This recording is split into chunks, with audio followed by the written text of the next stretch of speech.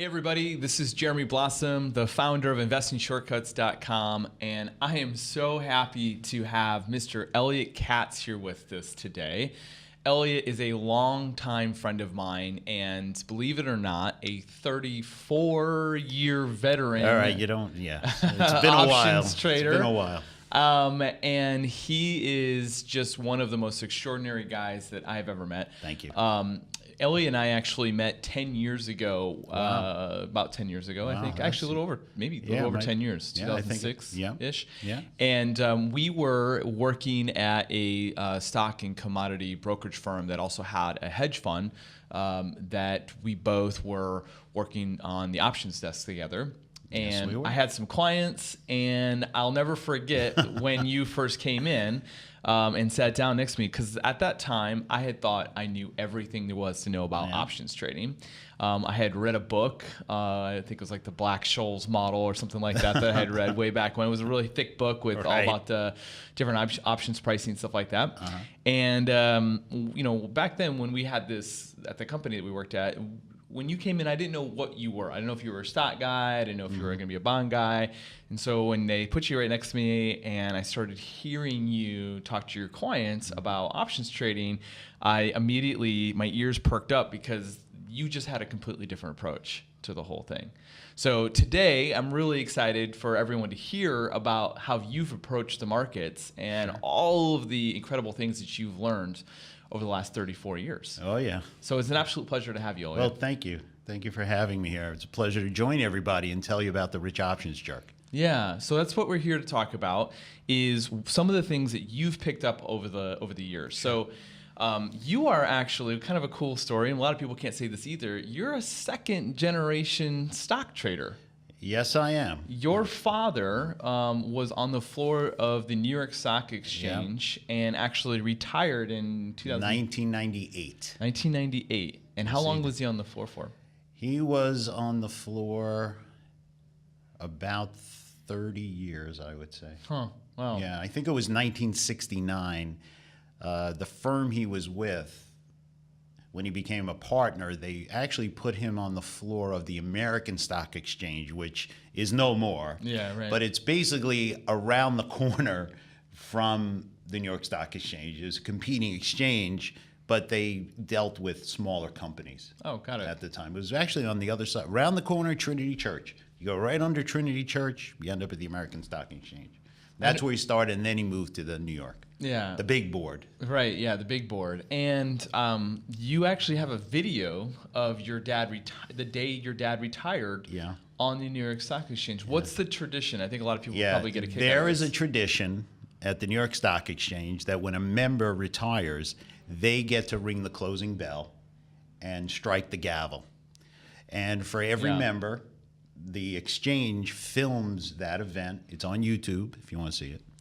And that recording is presented to the member. Yeah, you showed me that, and I think that was just such a cool thing to see. I think a lot of us traders out there, we have this whole vision of what it was like before everything went electronic and everyone's trading on laptops, right? And being on the floor. You bet. And so you grew up. I mean, that's very rare to grow up in a home where your dad is on the New York Stock Exchange floor, where there are literally billions of dollars, trillions of dollars flowing through there on a weekly basis. What was that like growing up and hearing the stories? Did your dad teach you about the markets? He taught me about the markets to the extent of how the markets function. Okay. In other words, here's how stocks are bought, here's how stocks are sold, here's what makes stocks go up, here's what makes stocks go down. As you said, it was a much more mechanical process back then. Even when I started in the business, it was a mechanical process. I got stories about what it was like in my first job on my first trading desk. It wasn't the most pleasant thing. Yeah. But yeah, being involved, just being around, being able to go down to Wall Street and go, it was a big deal. I would go through the members' entrance. Yeah. Because the members had their own special place where you could view the trading floor. They had a little little club there where you could go. So yeah, being kind of on the inside of the whole thing was very exciting to me. And when you're young, when you're 10, 12, Right. 13 Very years old, impressionable. being immersed in that, being on the floor of the New York Stock Exchange, Yeah. as a 12-year-old is a big deal. It makes a big impression. So I guess I always kind of had it in me, but through some circumstances, I found myself in the options business instead of the stock business. Yeah, so let's back up 34 years ago. Okay. How long had the options market been around by then, by the time you got into the industry? When I first walked in to my first job on my first trading desk, Yeah. it was January 10th, 1983. And the CBOE, the listed options market, what we think of today as just normal course of business, Right. was only 10 years old. Wow. When I discovered options in 1981, it was only 8 years old. So you could just imagine how much information there was available to the general public. Right. It's a brand new product, and this is Brand new. before the internet, so this isn't like you can go onto Google and research this. So you have to buy books, and I mean, so how did you hear? What got you into the options market from? Your dad being the stock trader for 30 Right, years on the floor, right. big man, right? And Right. then, but that's different than options trading. It's right? very So different. what got you into Okay. options? So to make a long story not as long, when I graduated college with my computer science degree, I went up to Massachusetts, suburban Boston, which at the time was the hotbed of the computer business. And I started working with computers for Texas Instruments. And I was a young guy. I was working. I was excited. I'm bright-eyed and bushy-tailed. Give me something to do, I'll do it, and then give me something else. Yeah. But fortunately for me, the person who shared my cubicle with me was not a very hard worker. But what he did do a lot of is read the Wall Street Journal. And one day I saw him reading the Wall Street Journal, and the Wall Street Journal was open to a page of numbers, no articles, nothing, just numbers. Yeah. And he's poring over these numbers. And I go up to him and I said, "What is that?" He goes, "These are options." I said, "How do they work?" He starts drawing me pictures. I was Hooked. hooked. You were hooked, Jeremy, wow. I have to tell you, it was a cloudy day, but the clouds parted and the shaft of light came through the window. I heard angels singing. Yeah, I don't birds know chirping, exactly yeah, what right. it You had was. an awakening But experience for options I trading. saw something in those diagrams that put something in my brain that I had to pursue this. I had to find out all I could about how this option things work. Because, like you said, growing up in the stock business, I'm used to you make money when the stock goes up. You lose money when the stock goes down if you're an owner, or if you short, right? You make money the opposite way. But here comes this option product, this security, and you could basically do whatever the heck you want. Yeah. I got to find out about this. Yeah, why is it so different? And I could see the pull because, like I said, you grew up in a stock trading home, right? And so stocks go up, stocks go down. That's about it. And so then getting introduced to this new product where you've got this time expiration and you've got calls and puts and different types of contracts. Right. Absolutely. It was a whole nother level. Absolutely. Right? Completely different. Yeah. Completely different. So I sent away for all the brochures you could from the exchanges. There were a handful of them. And there was one book. There was one book for public consumption. Options as a Strategic Investment by the legendary Larry McMillan. Still around, still alive, does this thing. That was the only book. Yeah. So what did I do? I went to the bookstore, right? I couldn't find it on Amazon, right? It was 1982. Yeah, right. So I went to the bookstore and I got this book. I got a spiral notebook, which I still have in storage somewhere, Yeah, and a that's pencil. cool. Wow. And every night after work, I sat down and I drew out all these pictures. And I basically taught myself the basics about options. Well, what I thought were the basics. Obviously, it was not a complete education because it's just this one book for public consumption. So once I had done that, my wife and I decided we'll go back to New York, which is where we were originally from Boston, and I would look for a job in the options business. And that's, wow. So you left Texas Instruments. Left it. Cold. Didn't even have a job. Didn't even have And you said, another job. I'm going to pursue options trading somehow, some way. At a Absolutely. brokerage firm, Whatever and it takes, I don't care. I'll do any job just to get into just to get start. on a trading desk. Yes. I just want to be on a trading desk. I'll do whatever you want me to do. Yeah. Just get me in the midst of all these people. So obviously your dad must have had some sort of connection. Oh, you're what'd you say? so wrong. You're so wrong. You're so wrong. You couldn't be more wrong. So having a parent, my father, in the business, he knows a lot of people. Yeah, but just that's the best part. Like, your dad wasn't just in the business, right? There's lots of guys who've had fathers as stockbrokers or financial advisors, especially in the 80s and 90s.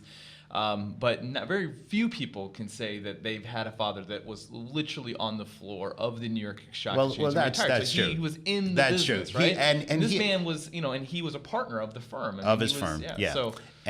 So he was in traffic. He met a lot of people because there were a lot of other people like him from other firms. Mm-hmm. So he knew people from Goldman Sachs, Salomon Brothers. He knew all these people. So I went up to him. We had breakfast one day. I said, hey, I want to get into the options business. And, maybe you can introduce me to a few people. He looked at me, and God bless him. I love the guy. He said, I can't help you. Wow. Why can't you help me? He says, I don't know anybody in the options business. Wow. Because he had been a stock person, right? So he's used to the stock business. And with all the people that he knew, they were not involved in the options business because at that point, and again, you have to remember, this is 1982. So the options business, the listed options business, is not yet even 10 years old. Mm.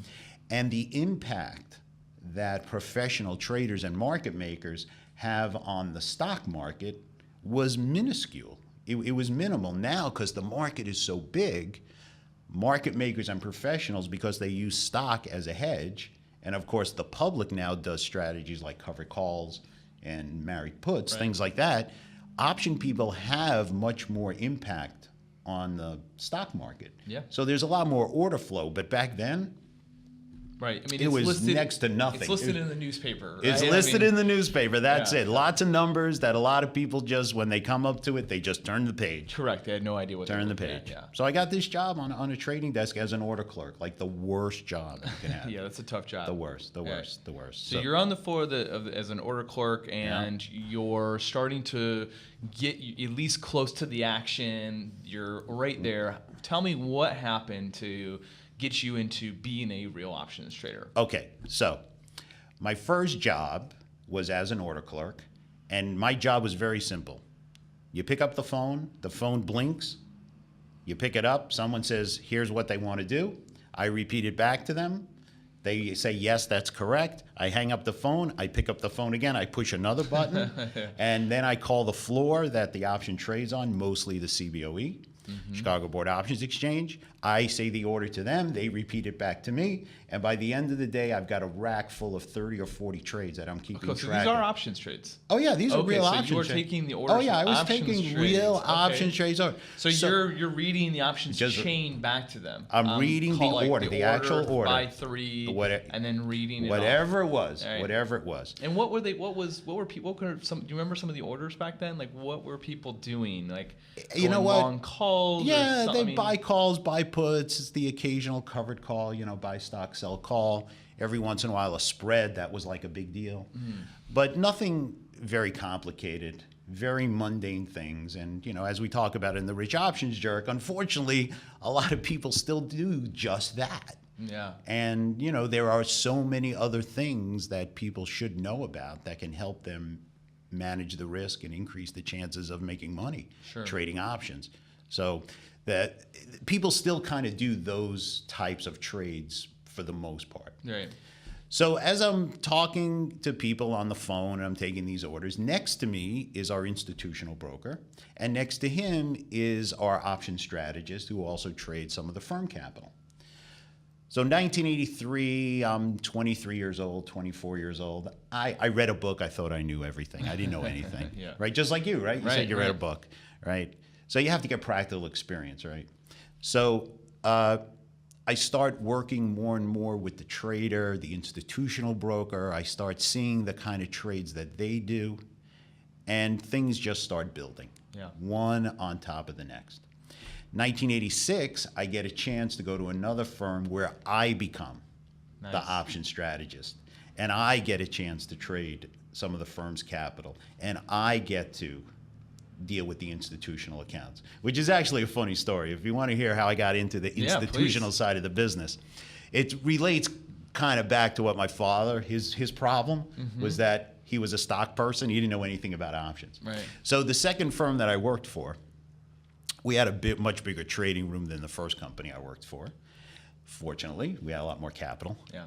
And they had a trading desk, an equity trading desk, where they dealt with the institutions. So one day I see, because it's a big floor, right? So you could see everybody. An institutional broker that I know gets up and he starts walking, and you have to walk towards the options trading desk before you exit the trading floor. And usually people will take that turn to go to the cafe or the restroom. Sure. But he keeps walking, and he keeps walking, and he gets closer and closer to us. Okay. And I'm thinking, okay, this guy's going to walk past me. He stops right at my desk. It's the middle of trading day. He stops at my desk, and he goes, Elliot, look, I got to ask a favor of you. We're getting a lot of inquiries about options trading from our institutional clients, which are insurance companies, banks, yeah. you know, Like money other- managers, sure. you know, equity managers. We have no clue what to do. Here's what we decided. We'll refer these people to you. You can talk to them. And whatever business you get, you just keep it. You don't even have to split it with us. Wow. Well, let me tell you, man, if you remember what the 80s are like, 86, right? 87 until October, of course. Things were really, really good. So that was the first time that I really had a chance to talk to institutional level people and basically teach them and train them as to how this option stuff really works. Up until then, strategically, I really was working with my own brokers and their customers, the public customers. Right. But as I Doing moved, very simple things. very simple things, Right. very simple things. And believe me, these institutions were not doing things that were much more complicated. Sure. But as I gravitated and I got more exposure, you know, a little more firm capital, a little bit more institutional, it really broadened out my experience. And I got a lot out of it. Was very fulfilling. I found it very fulfilling to actually talk to these people and train them and teach them. It's something that maybe is just in my blood. Yeah, you got the or coaching something. bug. It's just there's something about it, like to have that aha moment, see the aha moment as I said, you know what, I never thought about it like that. Well, the coaching thing, I want to definitely touch on that in a little bit because Sure. that's something that that's how our relationship really got founded. Right. You know, I was dealing with my clients, and again, like you said, I was treating options as more of a secondary product or tool in our stock and futures trading, strategies. And the way that you've approached options trading, we've met tons of traders. Founding Investing Shortcuts, I've had the privilege of talking to a lot of you who are traders out there. And to this day, I've never found anybody that quite approaches options trading like you do. And so I think coaching's just been a huge knack of yours, and I owe a lot of my trading skills you're welcome. to you, to sitting next to you You're and very learning these welcome. strategies, right? So, but before we get into that, I think that going from this order clerk, reading books to then managing institutional money and banks' money on option strategies, Right. I think you would agree with this, that for everyone that's listening here, I think that if you're wanting to learn how to trade options, you definitely have to start somewhere. So going online and reading articles and reading books Right. and watching YouTube videos is going to be a great start. You got to do that. Right, you got have to do get the that. basics. But I think that options trading or any type of trading is a lot like learning how to swim, right? Yeah, that's a good Where analogy. you could read books on learning how to swim, you could watch YouTube videos, you can go even with Michael Phelps and put your feet in the deep end of the pool, watch him swim laps, but you would never just jump in the deep end and think you knew how to swim. And I just from shouldn't reading race those books. I shouldn't race Michael Phelps, that's for sure. Right? Right, I wouldn't do that. You wouldn't be able to do that. Right. But unfortunately, a lot of people with trading do think they can do that. Right? They read Absolutely. these books and they think they go right into the Absolutely. deep end and they Absolutely. can figure it out, and that's how a lot of people get killed and wipe out thousands of dollars of their Absolutely. hard-earned savings by thinking they can do that. But the best way to do it is by getting into the pool with Michael Phelps, and he's in the shallow end holding you up, and you're starting to get the hang of it. Then you're going side to side without him, and then then he can start working on your strokes. And before you know it, after a few months of training with him in the pool, someone said, "Would you like to jump in the deep end of the pool?" You'd be like, "Sure." You wouldn't have any problem with it. Absolutely. And so that was very similar. Excellent analogy. It's a great analogy, and especially when I got to take my swimmies off. That was even better. Right, from an order clerk, right? Yeah. And like I said, you knew in principle what they were doing and what they were trying to do. And that was an invaluable experience. But until you started managing money and started doing strategies, so we've known each other for a long time. So I've heard some of these stories. I'd love for you to start talking about how a lot of these banks and institutions back then, what was this paradigm shift that you experienced going from your dad being a stock trader, witnessing people leave the stock market to come trade options? And you've got a really great way of how that shaped your way of trading options, because they traded options like a stock, thinking like it's like a stock, where you have a different approach. Can you explain that? Yeah, sure. So, and this is still very prevalent today, and I have a very strong opinion about this. Right. What I have discovered over the years is that most people, especially in the public domain, they use options as a vehicle to trade stock. That's it. Right. They don't use options for the power that options are designed to unleash on your trading. Which means, yes, of course, do we have to understand what's going on with the stock? Of course. An option is a derivative security, right? If you don't have any idea or any opinion of the stock, it's going to be very hard to craft a strategy. But most people just buy calls, they buy puts, covered calls, things like that. Yeah. They don't really get a chance, because they're not taught and they're not coached, how to unleash the power of options. The institutions I was dealing with, quite honestly, they were still kind of one step removed from going full bore on options trading, because they had fiduciary responsibility. Sure. Right. So they do the covered calls, they do the income strategies, they do the hedging strategies.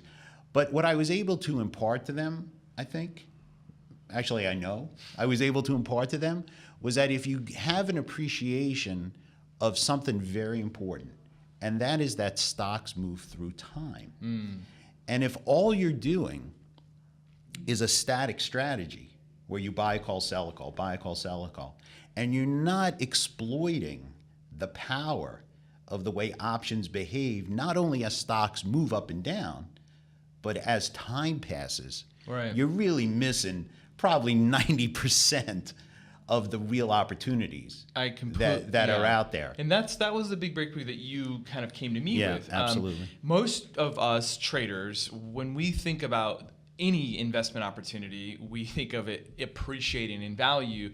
But in our minds, when we think about stock trading or futures trading, it is, do we think that stock's going to go up? I'm going to go long. I'm going to short this stock. I'm going to go long this futures contract. I'm going to short this future contract. It's all directional. And I'll admit that for the first few years when I was trading options, I was directional with options trades.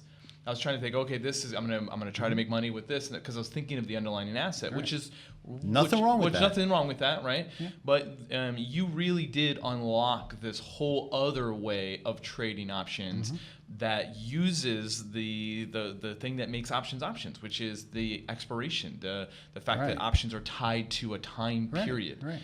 And you were telling me before we began that if you could get into this for a minute, is that back then in the 80s, and a lot of people, this is what I love about you, is that you is that I'm old? That's what he likes. Is that I'm old? I can't talk to very many people that were trading back then. Oh yeah. And then how it's evolved over time. I mean, you've literally been trading with that, just an exception of a couple of years when you took some time off for some management positions that you led some offices and stuff like that. But other than that, you've been trading this entire time. I've been in the options market for most of my 35-year career. Yeah. I've been in and around the options business in one way, shape, or form. Even when I was a manager, and I was managing other brokers and other wealth managers, asset managers, options, I imparted to them the importance of trying to incorporate options. Obviously, it's not for everybody. Of course not. Right? And when you're dealing in that environment, it's a little different than we are now. Even back then, when I was in management,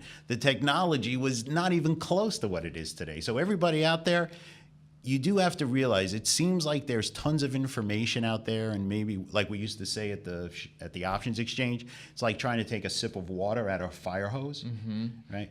But if you really can appreciate just how lucky you are to have all that information and to have the market as mature it is now, because I'm going to tell you what it was like in the early 80s, you really are at an incredible advantage relative to what we had. Right. Now is the time, more than ever. And like I said, even 10 years ago when we were starting this, you were giving me the same spiel. Like, this is so big. You have no idea how big this is going to be. And you've been right. We've got more people trading options now than ever before. Right. And it keeps growing. It becomes liquid more than ever.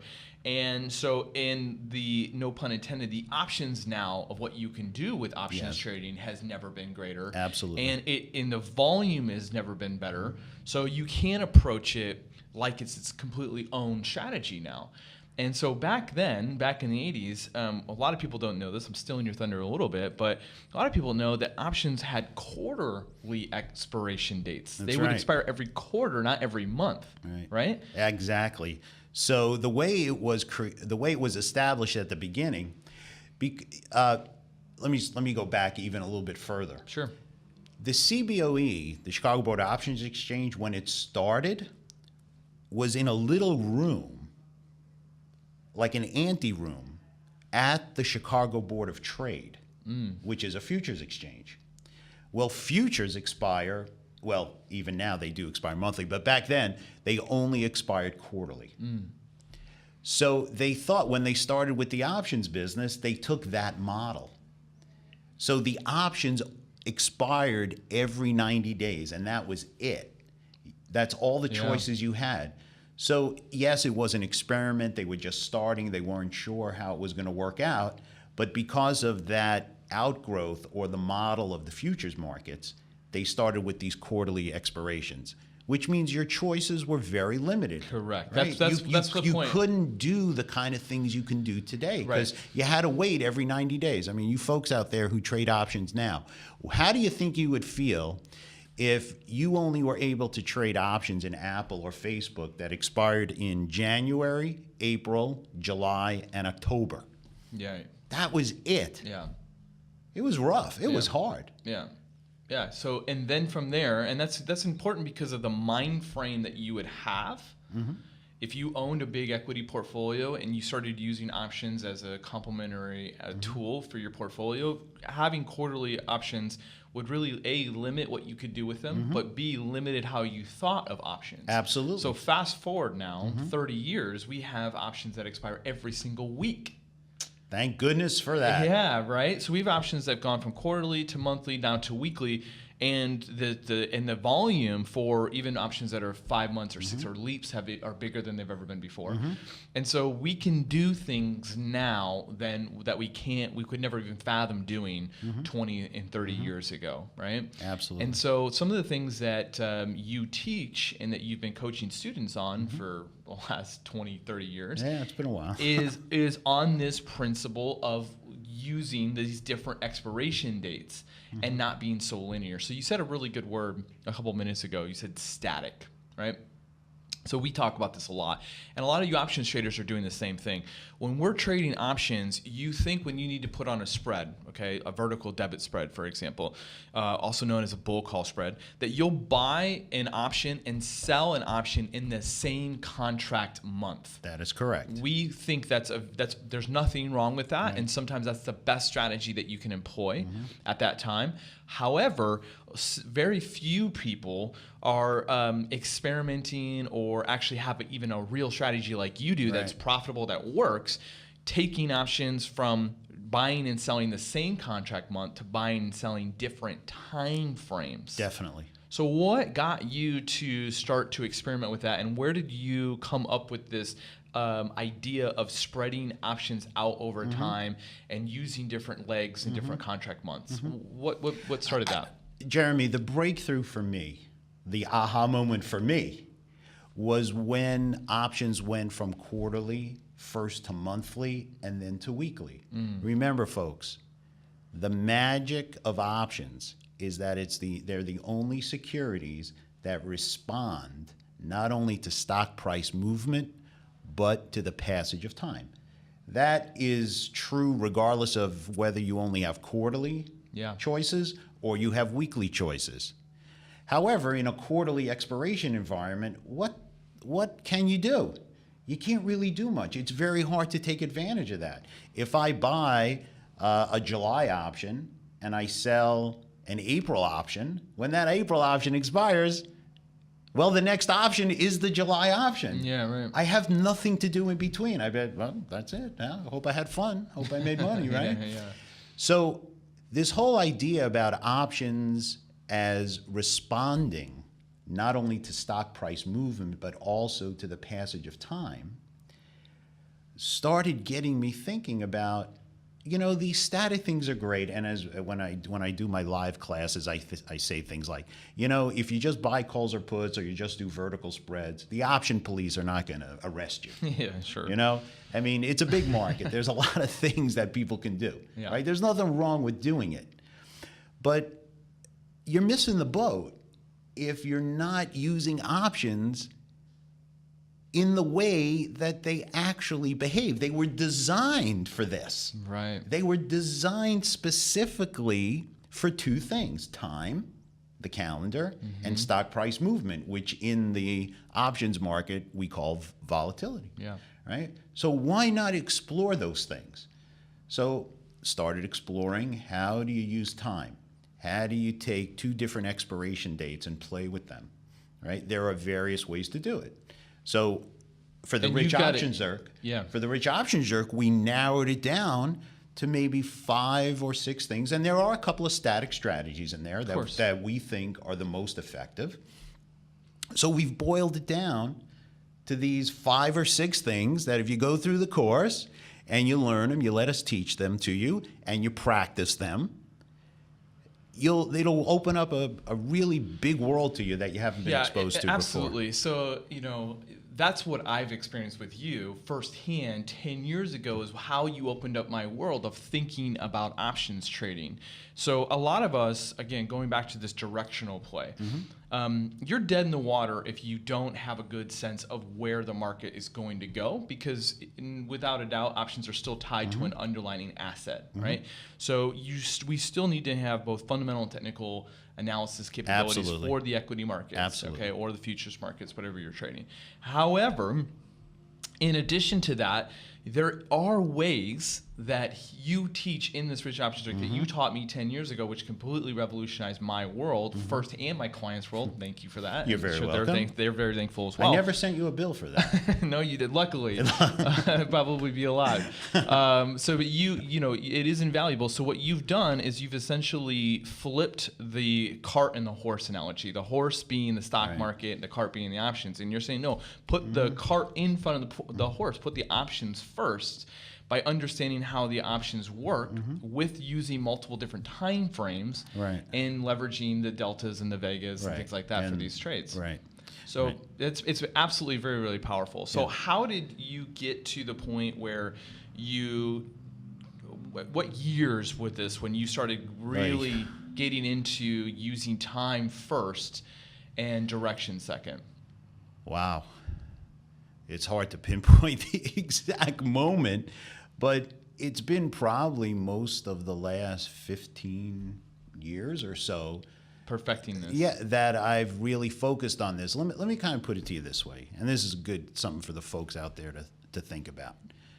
Part of the game of options trading, we all want to make money, right? Absolutely. And you're not in this, right? This, it's not a hobby. It's not a hobby. It's a business, right? And you're using real money, right? Yeah. So I think I may have asked you this question once before, and there's a question you might want to ask yourself out there. Would you rather have more opportunities to lower the risk of your trade and increase the likelihood that you will make money, or fewer ways? More ways or fewer ways? More ways, absolutely. More ways, of course, right? And this whole technique of using time expands the number of ways that you can create a trade and manage a trade, so that you can consistently, hopefully, right? There's no guarantee. You can lower the risk of the trade and increase the chances of making money. I gave you the baseball analogy. Our trading style, the things that we teach at the Rich Options Jerk, the baseball analogy, is you want to get on the all-star team.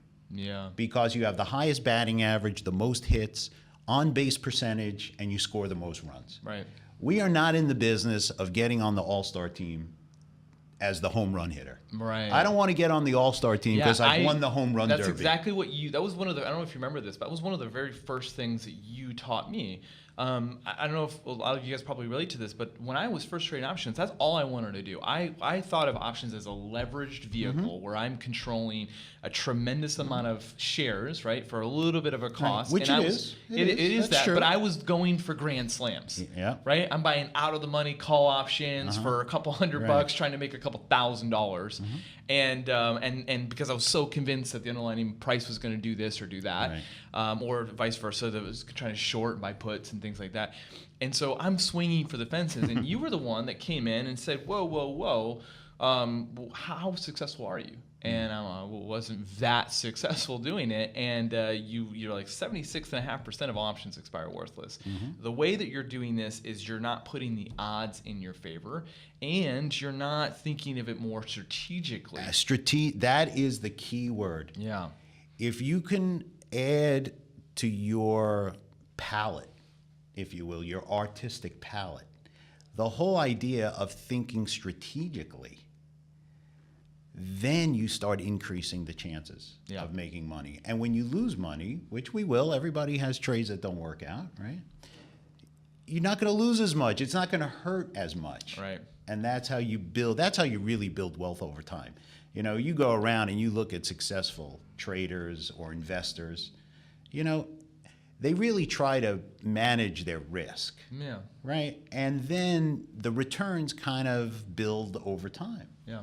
And that's what the Rich Options Jerk says, hey, just take a pause at what you've been doing, especially if you've been frustrated, you're not getting the results, or you're not as consistent as you want to be, and look over here. Yeah, let's talk about the Rich Options Jerk for a second. Yeah, I agree. Let's talk about the Rich Options Jerk. So this is another thing that I love about your course and about the way that you go about teaching people how to trade.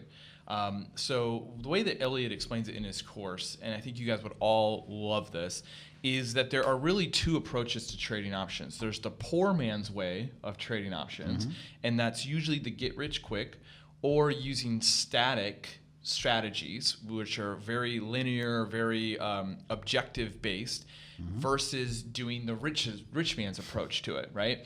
And the rich man's approach is, if the guy with the gold makes the rules, the more money you have, no pun intended, the more options you have available to you.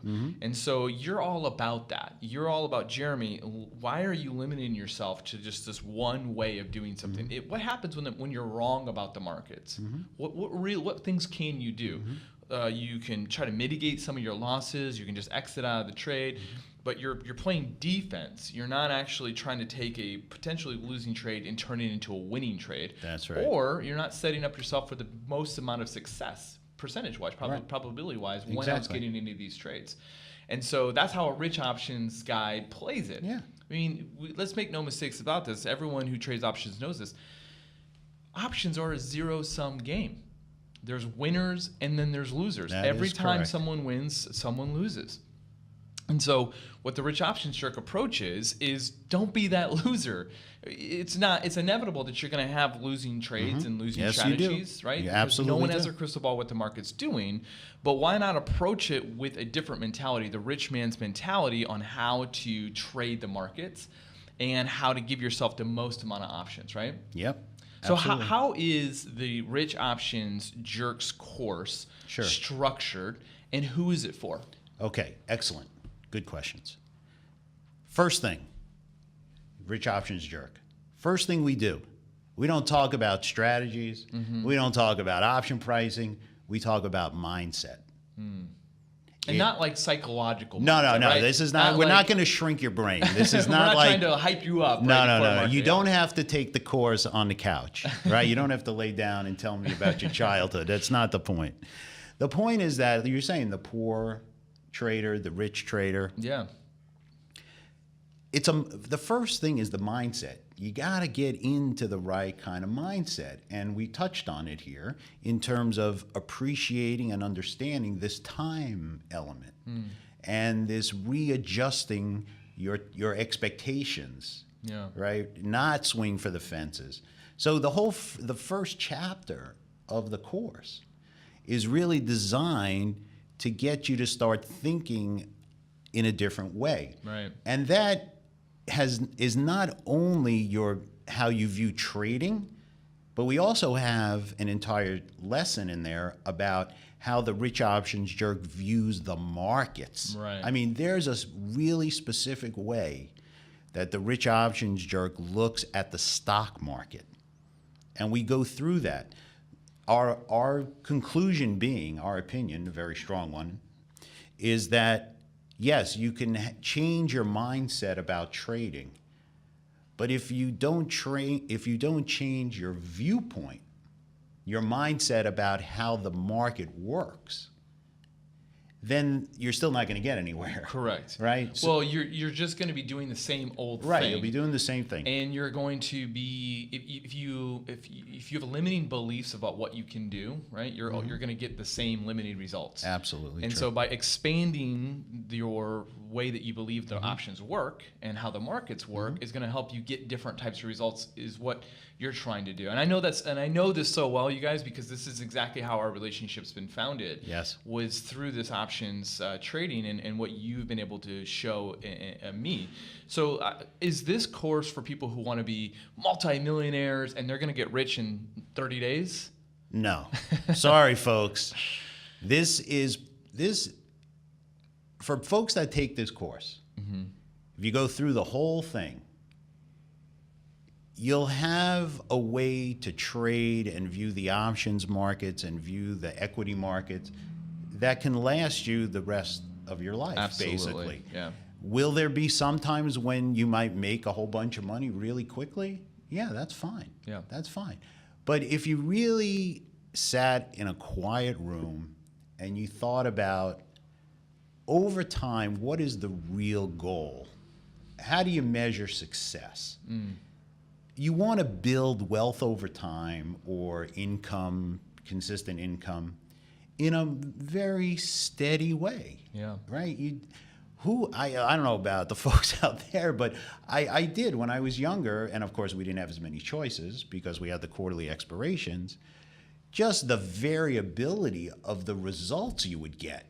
Right. You had to have an ironclad stomach, because things would go crazy and you'd make a ton of money for a while, and then things would go the other way and it would get much harder.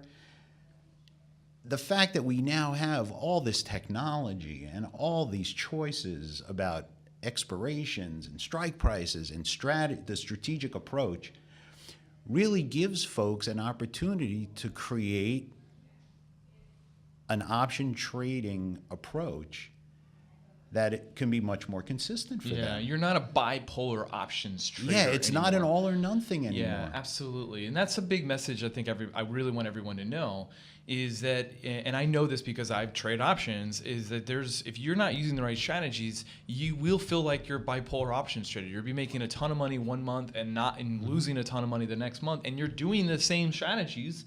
Yeah. So you think you're like, well, what did I do wrong this time? And there's nothing worse than losing money, right? I would say that's pretty bad. Losing money sucks, right? But there's nothing worse than losing money except for when you lose money and you don't know how, right? That is the most frustrating feeling in the entire world. That's very true. In fact, when I worked at the Chicago Board of Options Exchange, when I was training and coaching people there at the exchange, we used to have a joke. We'd say, what is the most dangerous thing that could happen to a new option trader? And everyone would say they lose money. I said, no, the truth is it's making money on your first trade. Right. Because if you really don't know why what happened, you'll repeat it over and over again, and eventually the risk will expose itself. That's right. And if you're not aware of that, and you're not aware of the techniques that you can use to manage that risk, you can get blown out of the water very quickly. And today the markets have never been bigger. They've never moved faster. Absolutely. The world has never been smaller. And so we're in an environment which, and every, I guess, generation could say this, but more so now than ever with technology, we're just in an environment where anything could literally happen. And markets can move on a dime, and we can see major 800-point swings. Yeah, we've just seen it now, post-election. Yeah, right. The big run-up, now the market's struggling. Now the market's kind of coming back. So we're seeing this. And what I love about what you've taught me and what you're doing in this course is that you really are helping people. You're giving them the tools, resources, and most importantly, strategies that transcend. I mean, you've been doing this for 34 years. You keep reminding me of that. Well, it's because you've done option strategies. This is huge for people at home. If you want an option strategy that you're going to make, $10,000 every single month because you just do this one strategy. Yeah. I hate to tell you, those things just don't exist. No, They're not. It doesn't happen. And 34 years worth of experience, you've seen every type of market that there is. Been there. You know, they say been there, done that. Been there, done that. And so the strategies that you're teaching in the Rich Options Jerk is that rich people, or the way the mentality is that you can endure the ebbs and flows, right? Absolutely. When the tide comes in, the tide comes out. Your boat is still there and it's intact, and you can endure all of that. So if you're looking for option strategies that can endure the different market conditions, that you can use, like I love what you said, you can use this well into your 60s and 70s, if so long as you have the risk, appetite and it's appropriate for you. We're not suggesting that this is for everybody, but that you can do that. And no matter what happens with these markets over that period of time, these option strategies are still going to be just wildly as effective as they are now as they will be in the future. That's absolutely true. So when you go through the course, after we put you in the right mindset, the second part of the course is to really make sure that you're in touch with option price behavior. Yeah. Because you have the right expectations, you have to kind of understand a little bit more about how options behave through time. Sure. And how they react to stock price movement. Then we give you the strategies. Right. Here's the 5 or 6 things you really want to focus on and you really want to understand. Right. And once you do that, and they're not doing. So when people hear strategies, they think of like black and white, follow the rules type of thing, and that's not what this is. It's a dynamic methodology. Absolutely, absolutely. It's a dynamic methodology that incorporates real strategies in the markets that set the person up to be the rich options trader versus the poor options trader. Right. So when we're teaching the strategies, Jeremy, in the course, we're not just saying, oh, here's a picture, here's what it looks like, here's what's going to happen to you when one of the options expires. We start talking about here's what to expect, here's some of the things you can think about doing. Obviously, we can't go through every possible management technique in a course. We only have a limited amount of time. But in the course, because if you start changing your mindset to the Rich Options Jerk mindset, and you get more in touch with the way options behave, right? Because options are just mathematical creatures, right? Yeah. I mean, there's really nothing particularly special about them. Fisher, Blackmire, and Scholes, they were geniuses, and they put this model together. But it is a model, right? And nowadays, folks, like I said, you're so fortunate because the technology lets the computers do all the calculating for you. Right. So that's such a huge advantage. So what we focus on when we teach conceptually, when we teach option pricing, we are focusing on the concepts. In other words, if you know how options behave and how they're going to react, when you look at a strategy, you'll have the proper expectations and you'll understand why things happen the way they do. Yeah. So when we go through the strategies, we're not just saying, oh, here's a picture, here's what it is, here's what you can make, here's what you can lose. No, we want you to really internalize these things and experience like I did. There is a magical quality to it. There is that man, you mean I could really do this? There's an aha moment. Yeah, I got that aha moment, and I know that a lot of your students have had that aha moment, and I think that you guys would have that same aha moment when you go through starting with the mentality and then uncovering the approach and then learning the methodologies. Absolutely. You're going to be like, there will be something that clicks that I guarantee that you will approach option trading differently and in a much better, smarter way after you go through your course and you learn the things that you teach. Yeah, I feel very strongly about what I've done here. because it does address a lot of the frustrations Yes. that people have experienced. And it's really not their own fault. It's just that they haven't been exposed to it, because you don't really hear about these things. You know, it's very rare that you find somebody who's willing to take the time to expand people's knowledge of these type of trades. Right. So I feel It's very strongly about what I've done here. I'm very dedicated to it. I'm very passionate about it. So is this for somebody who's never traded options before? Someone who said, I've only traded stocks, I want to get options. Is the Rich Options Jerk for them?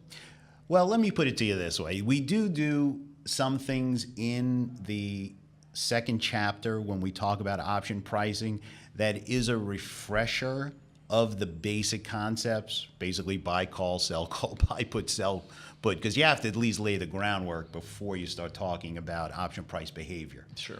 But in a direct answer, a simple answer to your question is that it's a lot better for folks that have already been trading options, because you've been exposed to it and you've seen it, you've done trades, and you've scratched your head and say, well, why did that happen? Right. Why did that happen to me? Why am I not getting the results? So it will be, for people that have traded before, this is a great course. Yeah, I would, because it will take you to that next level of understanding and a strategic approach. Correct. I was just going to say that. I agree with you 100%. The Rich Options Jerk, just for everybody who's thinking if this is right for them or not, I wouldn't recommend, if you've never traded options before, this isn't the course for you. Not that you wouldn't necessarily understand it, but that aha breakthrough moment that you would have, people who've been trading options maybe just missed a little bit.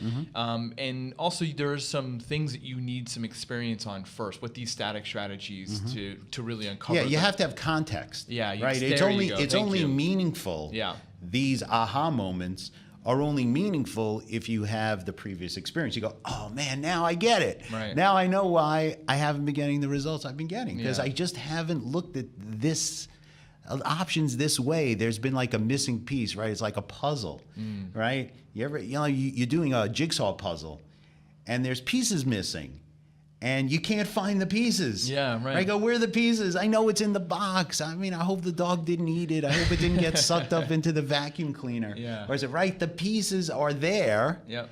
You just don't know how to get them. Yeah. Right? We're giving you those pieces. Yeah, we're filling in that jigsaw, right? Completing the picture.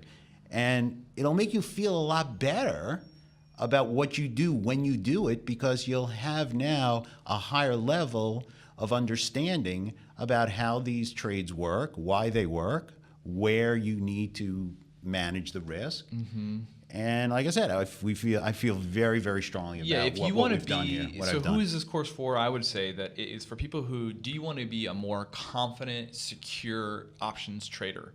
Then this course would be for you. If you want to really understand how to use options as its standalone asset class, as its own standalone investment vehicle where you can have reliable results on an annualized basis, then this course is for you. And lastly, if you want results that you find that you haven't gotten, if you want to go away from that bipolar options trading experience that you've had, and you want that more consistent approach to trading, and you want to think like a rich options jerk, and you don't want to be the guy on the other end that keeps losing, or gets a grand slam every once in a while, but just is getting annihilated every other day in the markets, then this would definitely be the course for you. I agree 110%, Jeremy. Well, Elliot, you've been an amazing guest with me today. Thank you. I really it's been a pleasure being with you. Yeah, I really appreciate your time. And for all of those out there who are watching this, I recommend that you go to therichoptionsjerk.com or click on the link below for more information about Elliot and about his course. I've known him personally for over 10 years. He's bought gifts for my kids over the years for their different birthdays. Yes, I have. And I couldn't trust somebody more when it comes to the subject of options trading than you. So you've got my highest recommendation, and I hope that every one of you out there get to experience the experience you've had in these markets and your amazing education that you provide. Well, we'd love to see you over there. All right, great. Thank you guys so much for stopping by and hanging out with us today. More stuff to come soon. Thanks for being a subscriber of Investing in Shortcuts, and we'll talk to you soon. Thanks.